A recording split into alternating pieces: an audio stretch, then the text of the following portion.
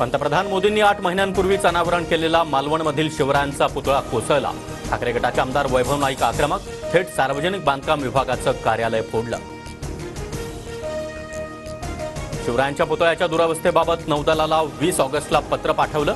शिवरायांच्या पुतळ्याला गंज लागला होता, सार्वजनिक बांधकाम विभागाची माहिती। शिवरायांचा पुतळा उभारणीमध्ये सहभागी असलेला ठेकेदार, शिल्पकार, कन्सल्टंट यावर गुन्हे दाखल होणार। सार्वजनिक बांधकाम मंत्र्यांच्या जिल्हाधिकारी आणि पोलीस अधीक्षकांना सूचना।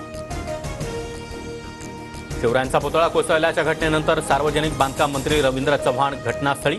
रवींद्र चव्हाणांवर फौजदारी कारवाई करा, ठाकरे गटाच्या विनायक राऊतांची मागणी। सोसाट्याच्या वाऱ्यामुळे पुतळ्याचं नुकसान, तत्काळ पुतळ्याची उभारणी करू, मुख्यमंत्री शिंदेंचं आश्वासन। तर सखोल चौकशी करून दोषींवर सक्त कारवाई होणार, अजित पवार यांची प्रतिक्रिया। शिवरायांचा पुतळा उभारणारा कंत्राटदार ठाण्यातील निकृष्ट काम करणाऱ्या ठेकेदारांची आणि संबंधित अधिकाऱ्यांची निष्पक्ष चौकशी करा, खासदार सुप्रिया सुळे यांच्यासह अमोल कोल्हेंची माहिती।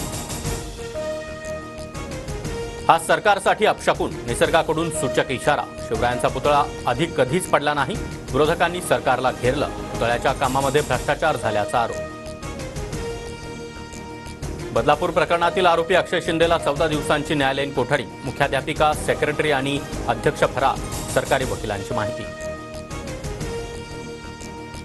शिंदे गटाच्या वामन म्हात्रेच्या अटकपूर्व जामीन अर्जावर 29 तारखेला सुनावणी। सरकारी वकिलांनी युक्तिवाद करण्यासाठी वेळ मागितला।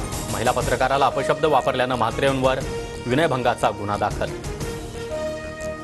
मुंबई गोवा महामार्गाचं काम अर्ध्यावर सोडून पळून गेलेल्या कंत्राटदारांना जेलमध्ये टाका, मनुष्यबळाचा गुन्हा नोंदवा, कुणाचीही गय करू नका, मुख्यमंत्री शिंदेंचे आदेश। मुख्यमंत्र्यांच्या ताफ्याला काळे झेंडे दाखवण्याचा प्रयत्न। महाविकास आघाडीच्या कार्यकर्त्यांना पेणमध्येच पोलिसांनी ताब्यात घेतलं, मात्र काहींनी गनिमी काव्यानं वाशीनाका इथं काळे झेंडे दाखवले। कोणत्याही परिस्थितीमध्ये महायुती सरकार गेलं पाहिजे, या दृष्टीनं निवडणुकीची तयारी करा, दौंडमधील दौऱ्यामध्ये शरद पवारांच्या कार्यकर्त्यांना सूचना। महायुतीचं सरकार आल्यानंतर मुख्यमंत्री ठरवणार। महायुतीच्या बैठकीमध्ये मुख्यमंत्री पदाबाबत चर्चा झाली का, या प्रश्नावर अजित पवार यांची प्रतिक्रिया। नाशिक जिल्ह्याला उद्या पावसाचा येलो अलर्ट। गोदाघाट परिसरामध्ये पूरस्थिती, त्र्यंबकेश्वरमधील बाजारपेठांमध्ये देखील पाणी साचलं, रहिवाशांना सतर्कतेचा इशारा। अखेर 3 दिवसांनंतर रत्नागिरीच्या अनुस्कुरा घाटामध्ये एकेरी वाहतूक सुरू। अद्यापही दरडीतील मोठे दगड फोडण्याचं काम सुरू। शनिवारी मुसळधार पावसामुळे कोसळली होती दरड।